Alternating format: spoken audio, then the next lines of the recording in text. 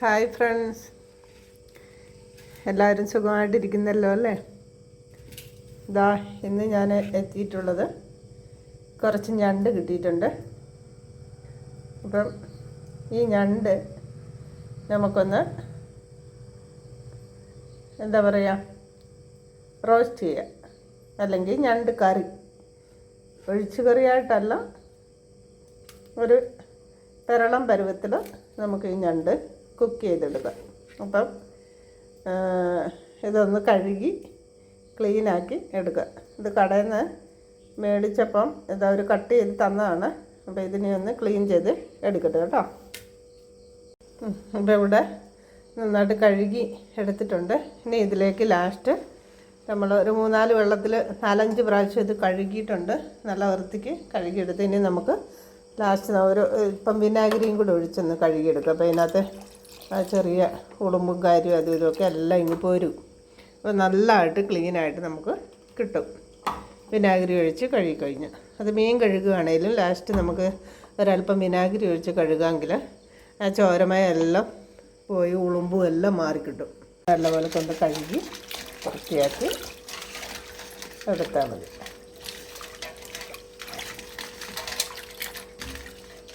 ഇങ്ങനെ പീസായിട്ട് കട്ട് ചെയ്ത് തന്നതാണ്.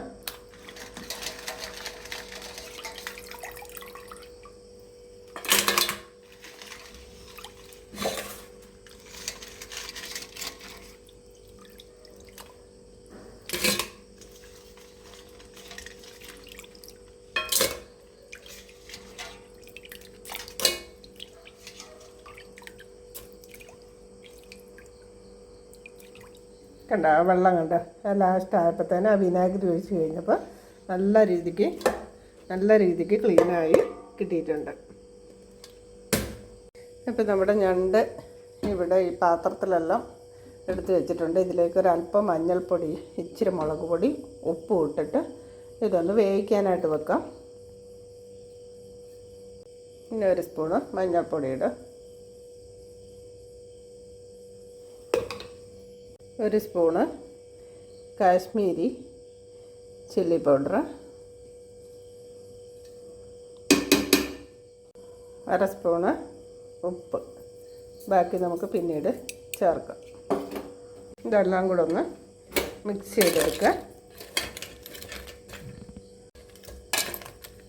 ഇതെല്ലാം മിക്സ് ചെയ്തെടുത്തിട്ടുണ്ട് കേട്ടോ. ഇനി ഇത് നമുക്ക് ഒരല്പം വെള്ളം കൂടി ഒഴിച്ച്, ഒരുപാട് വെള്ളം വേണ്ട, ഇതൊന്ന് വേകാൻ പാകത്തിന് വെള്ളം ഒഴിച്ച് അടപ്പിലോട്ട് വെക്കാം.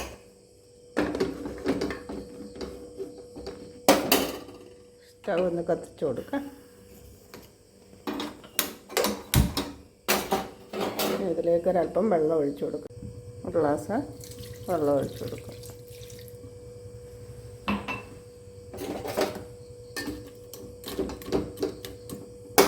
മൂടി വെച്ച് കൊടുക്കുക. ഇതിവിടെ ഇരുന്ന് വേകട്ടെ.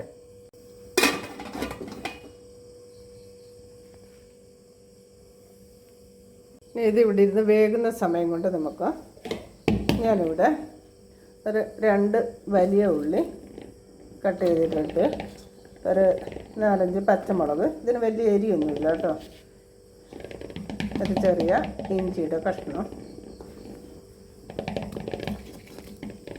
കുറച്ച് വെളുത്തുള്ളി, 2 ടൊമാറ്റോ കട്ട് ചെയ്തത്, ഇതെല്ലാം എടുത്ത് ഇവിടെ വെച്ചിട്ടുണ്ട്. ഇത് നമുക്ക് മിക്സിയിൽ ഒന്ന് കറക്കി എടുത്ത് കൊണ്ടുവരാം. ഓക്കെ. ഇതിൻ്റെ കൂട്ടത്തിൽ തന്നെ പെരുംജീരകത്തിൻ്റെ പൊടി ഇല്ല, മുഴുവൻ പെരുംജീരകമാണെന്നുണ്ടെങ്കിൽ പെരുംജീരകവും കൂടെ ഇതിൻ്റെ കൂട്ടത്തിൽ നമ്മളൊന്ന് എന്ത് ചെയ്യുക, അരച്ചെടുക്കണം. ഇതെല്ലാം അരയ്ക്കുന്ന കൂട്ടത്തിൽ പെരുംജീരകവും കൂടെ ഇട്ട് അരച്ചെടുക്കുക. 2 ഗ്രാമ്പു, ഒരു 2 ഏലക്ക, പെരുംജീരകം, ഇതെല്ലാം ഇതിൻ്റെ കൂട്ടത്തിൽ അരക്കുകയാണെങ്കിൽ പിന്നെ നല്ലത്. അതല്ല പൊടി സെപ്പറേറ്റായിട്ട് പൊടിച്ച് വെച്ചിരിക്കുകയാണെങ്കിൽ പൊടി ചേർത്താലും മതി. ഓക്കെ.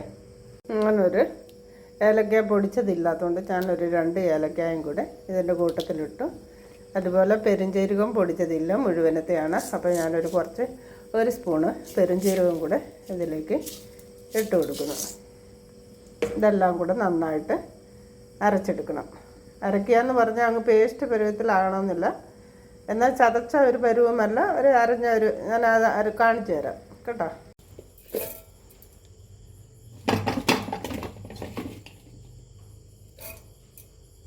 ഇതിൽ വെള്ളമൊന്നും ഒഴിക്കണ്ട കേട്ടോ. ഉള്ളിയുടെ തക്കാളിയുടെ ഒക്കെ ആ ഒരു നനവും മതി ഇത് നമുക്ക് അരിഞ്ഞു കിട്ടാൻ.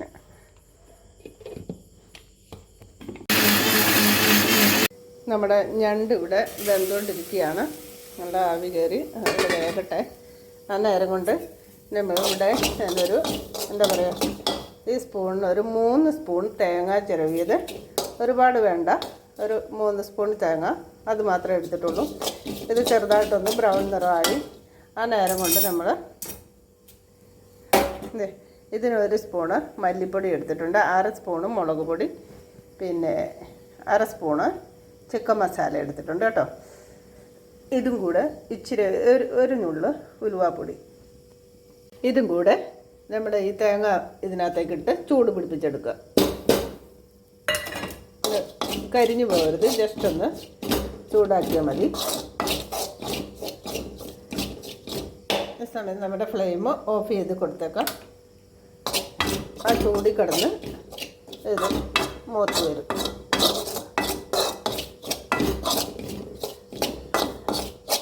ചട്ടിക്ക് ചൂടുണ്ടായതുകൊണ്ട് ആ ചൂട് മതി, അല്ലെങ്കിൽ ഈ പൊടികൾ കരിഞ്ഞു പോകും. അപ്പം നിറവും അതിൻ്റെ എന്താ പറയുക രുചി മാറിപ്പോകും.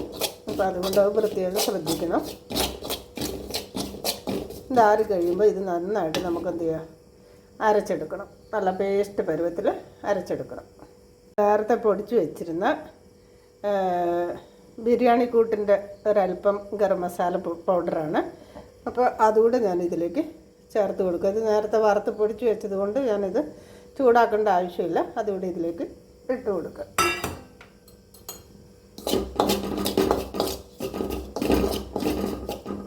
നേരത്തെ കൊണ്ടുപോയ തക്കാളി, ഉള്ളി ഇതെല്ലാം കണ്ടോ ഈ ഒരു പരുവത്തിലാണ്, വെള്ളമായി ഒന്നും കൂടാതെ നമ്മൾ അരച്ചെടുത്തത്. 4 സ്പൂൺ വെളിച്ചെണ്ണ നമ്മൾ ഒഴിച്ചിട്ടുണ്ട്. ഇതിലേക്ക് ഒരല്പം കടുകിട്ട് പൊട്ടിച്ചതിന് ശേഷം ഒരല്പം കടുകിട്ട് കൊടുക്കുക.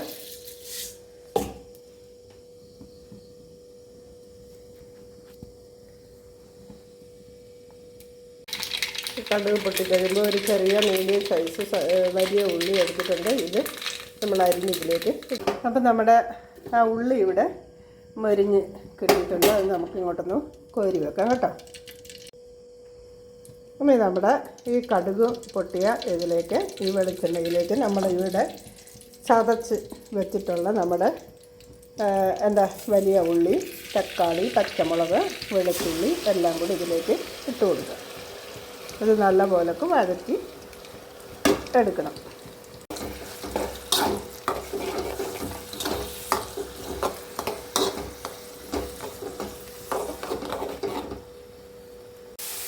നമ്മുടെ ചതച്ച് വെച്ച ഇതെല്ലാം ഏറെക്കുറെ വഴന്നിട്ടുണ്ട്.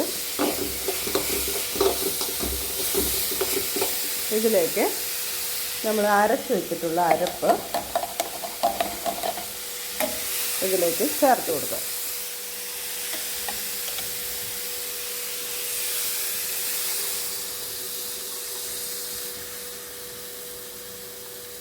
അരപ്പ് ഇതിലൊഴിച്ചിട്ടുണ്ട്. നല്ലപോലെ ഒന്ന് തിള കയറി ഇതാവുമ്പോഴത്തേന് നമുക്കിതിലേക്ക് ഇപ്പോൾ ആവശ്യത്തിന് ഉപ്പിട്ട് കൊടുക്കണം. കുറച്ച് നമ്മൾ ഞണ്ടിനകത്ത് ഉപ്പിട്ടിട്ടുണ്ട്. അപ്പോൾ കുറച്ചിട്ട് കൊടുക്കുക. അതിന് ശേഷം ഞണ്ട് ഇതിലേക്ക് തട്ടിക്കഴിഞ്ഞ് ഇളക്കിയതിന് ശേഷം ഉപ്പില്ല എന്നുണ്ടെങ്കിൽ മാത്രം പിന്നീട് ചേർത്ത് കൊടുത്താൽ മതി കേട്ടോ.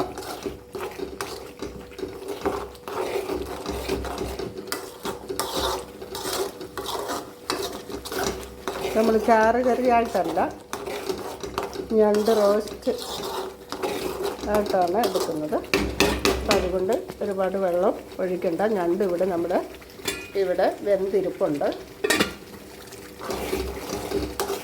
അപ്പോൾ ഇവിടെ അത്യാവശ്യം തള കയറിയിട്ടുണ്ട്. ഇനി ബാക്കി ഞണ്ടും കൂടി ഇതിനകത്ത് കിടന്ന് ഒന്ന് ഈ ഞണ്ട് നമുക്ക് ഇതിലേക്ക് തട്ടിക്കൊടുക്കാം.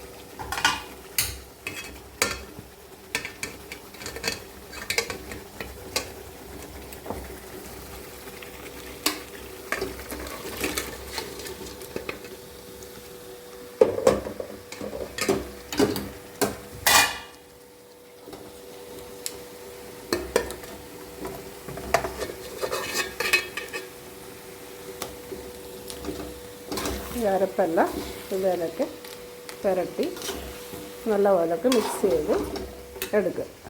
അരപ്പൊക്കെ ഇവിടെ നല്ലപോലൊക്കെ ഞണ്ടയിൽ മിക്സാക്കി വെച്ചിട്ടുണ്ട്.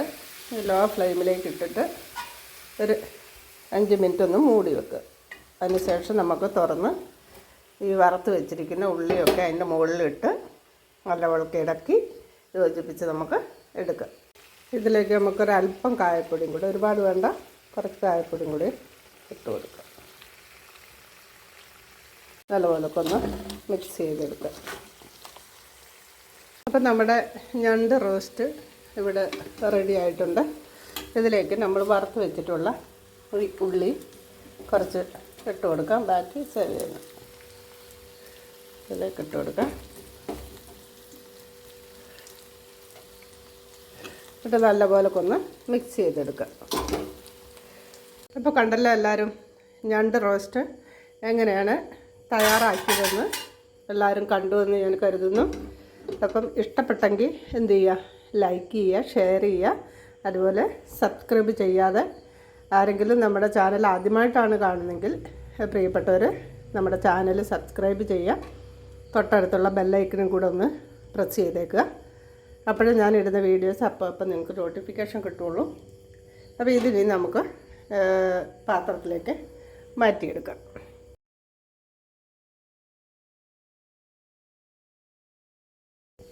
ഇതാ കണ്ടോളൂ, നമ്മുടെ ഞണ്ട് റോസ്റ്റ് ഇവിടെ നല്ല രീതിക്ക് തന്നെ കിട്ടിയിട്ടുണ്ട്. നല്ല ടേസ്റ്റിയാണ്. ടേസ്റ്റിൻ്റെ മാത്രമല്ല, കാൽസ്യം ഒരുപാട് അടങ്ങിയിട്ടുണ്ട്. ഞാൻ പറയാതെ തന്നെ എല്ലാവർക്കും അറിയാം, ഞണ്ടിൽ കാൽസ്യം ഒത്തിരി അടങ്ങിയിട്ടുണ്ട്. അപ്പം എന്ത് ചെയ്യുക, എല്ലാവരും ട്രൈ ചെയ്ത് നോക്കുക കേട്ടോ. എന്നിട്ട് അഭിപ്രായങ്ങളൊക്കെ അറിയിക്കണേ. അപ്പോൾ അടുത്തൊരു വീഡിയോ ആയിട്ട് ഞാൻ ഇതുപോലൊക്കെ വരാം. Okay, bye. അതുവരെ എല്ലാവരും സുഖമായിട്ടിരിക്കട്ടെ എന്ന് ആത്മാർത്ഥമായി ആഗ്രഹിക്കുന്നു.